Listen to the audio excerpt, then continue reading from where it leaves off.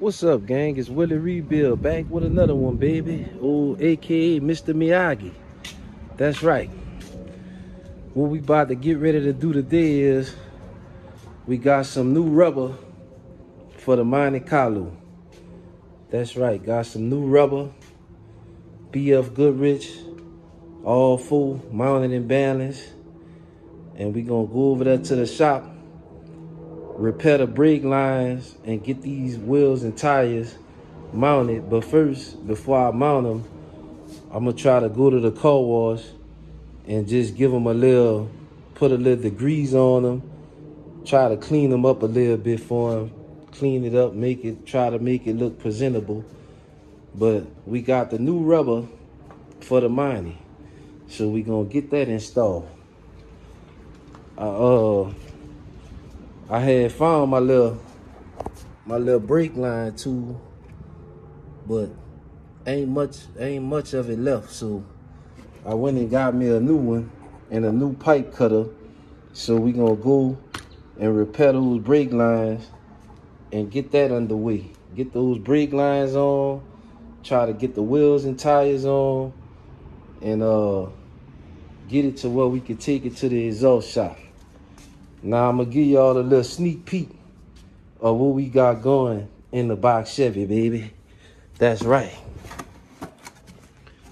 Give y'all a little sneak peek of what's going over there in the box Chevy.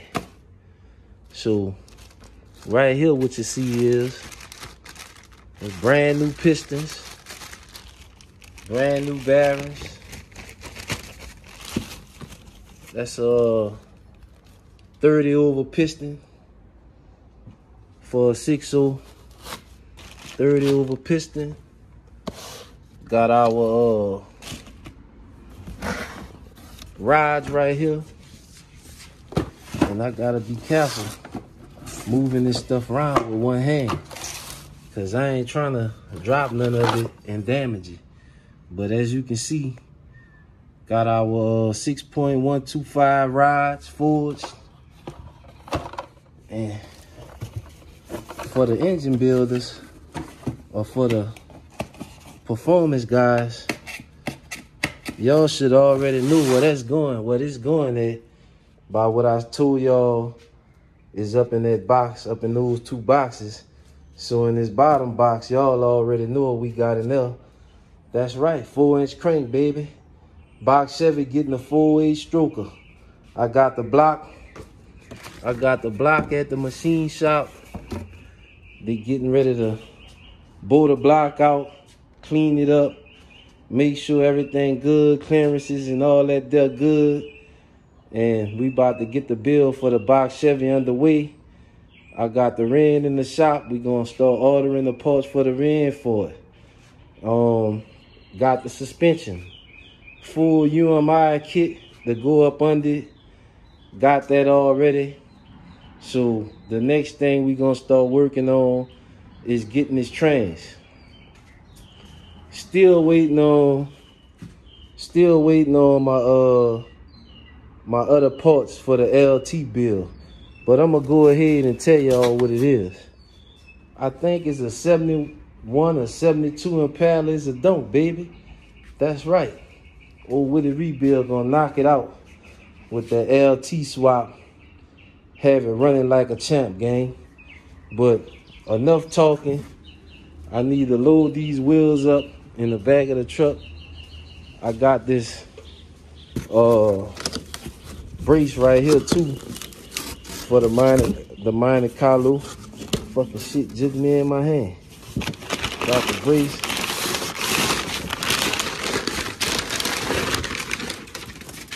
Got the brace right here that go in the front.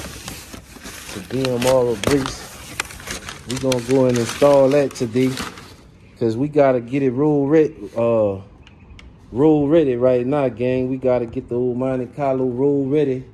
Y'all know I gotta take it them 300 miles to break it in, and then I'm gonna put it on a dyno. But first I gotta get it roll ready, baby. Gotta go over everything, make sure everything tight. Probably gotta put a little alignment on there once we get it from the exhaust shop before I drive it that far. I don't want the tires to be out of line and weighing them brand new BF Goodrich tires down uneven. I done went ahead and welded my tabs on the back of Redness. So I got the ring under there for good, not gang. I done went ahead and put the anti-seize on the coilovers. I started hooking the brake lines up. I cut one of them too short. As you can see, the drive shaft back hooked up. I went ahead and replaced the seal in the transmission.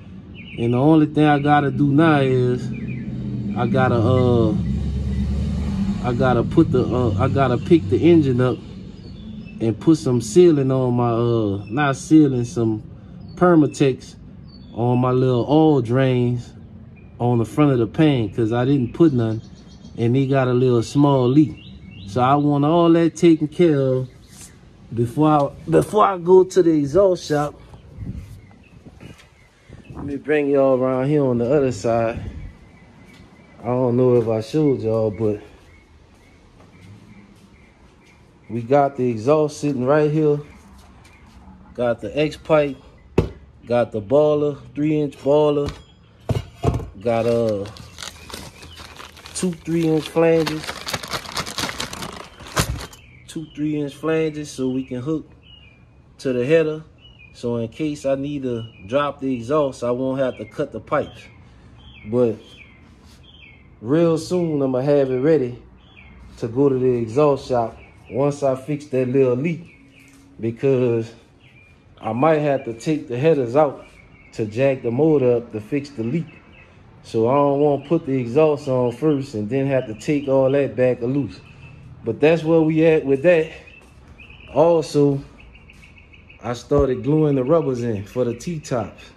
I done already glued them in around there, all the way around the top. I just gotta glue them down the sides and in the back. I be doing work on this off camera. I really don't record because when I'm in here working, it's like 2, 3 o'clock in the morning. It's not good lighting. And that's the only time I really be having time to work on my own car. So that's why I don't record a lot of the stuff that I be doing, because when I'm working on it, it's 2, 3 o'clock, 4, 5 o'clock in the morning sometimes. And I get like 3, 4 hours of sleep and then get back up and start doing what I gotta do with the customer calls. But enough talking. Let me go ahead and load these wheels up and start getting where I gotta go, and then I'll cut y'all back on the minute, gang. All right, gang, we done made it on over here to the shop, and I went ahead and took a Brillo and just tried to clean inside of the barrel part of the wheels. Nothing major, they just had a lot of grease and stuff in them. So I went ahead and cleaned that out. Cleaned the outside of them up a little bit as best I could anyway, just to make it look presentable. And they came out pretty decent. Once he changed his caps and get him some good caps in there, I guess they'll look all right. Probably won't be on there much longer anyway, because he probably put him some wheels up on there. So that's what I did. Came in, mounted these 2 on the car. They should look pretty good once it's sitting on the ground. At first he was running a 215, and I showed him the tires that I was running on my hard top, which is a 235. I don't know if y'all really can see, but it's a 235 60/15. It's a little wider and a little taller. Look pretty good once you sit it on the ground versus that 215 or the 205. Also, I went ahead and started installing the brace that I was telling y'all about. Right here in the front, this BM brace. But On the other side, the passenger side, the brace didn't mount up with the hole. And I'm not sure, but I did notice. Let me see if I got my light in here, and I'll show y'all what I'm talking about. But I did notice a spot on the frame where it looked like the car might have gotten a small fender bender at one time and they made a pull on it. And if y'all give me 1 second and I hook this light up, I'll show y'all what I'm talking about. All right, got the light hooked up. So a lot of times when the car get in an accident, you can see right here how that frame is kind of buckled at the bottom. That's what he hooked,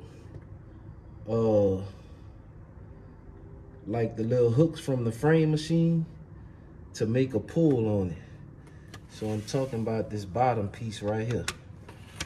You can see where the metal is kind of buckled out, and it's like that on both sides.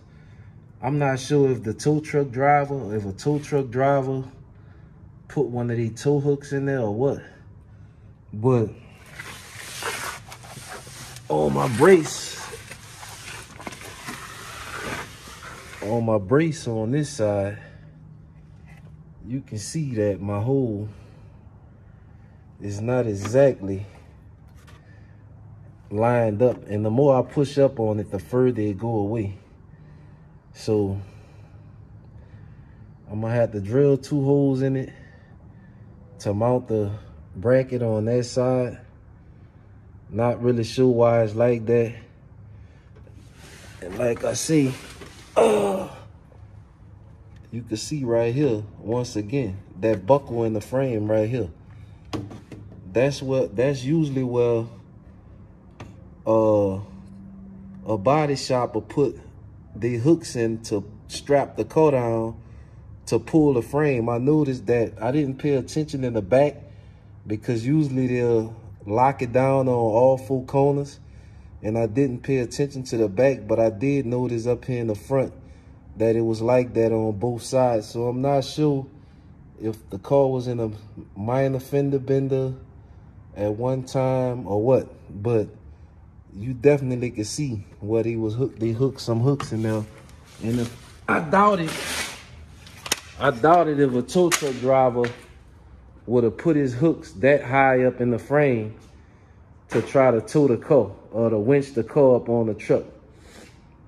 But I did go ahead and hook up the brake lines on both sides. I replaced the brake lines, the soft lines, mounted them back in. They look like they pull tight. They not.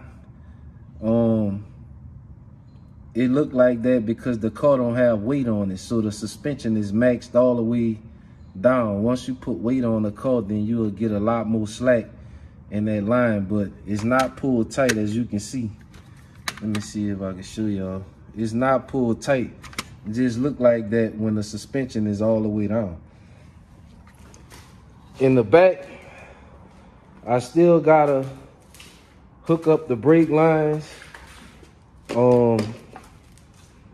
Well, the one brake line, well, I think I gotta hook them all up back there. I can't remember. Oh yeah, I got a flam. So I'm gonna go ahead and flare those lines off camera. But I gotta get the right fitting so I can repair the brake line in the back, because I got some fittings here, but they're not the right size. And I got some extra pieces of line to repair it with, but I just gotta get the right fitting, gang. So that's about all we can do today. It's not gonna be a long video. Not gonna bore y'all out just talking. I mean, ain't much left for me to do until I get that line. So on the next video, I think I'm gonna have that brake line repaired. I'm gonna do that off camera.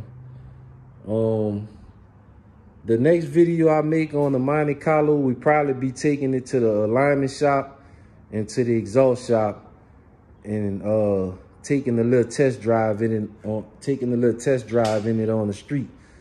It's Willie Rebuild. Don't forget to like, share, comment, and subscribe. I'm gonna catch y'all on the next one, gang.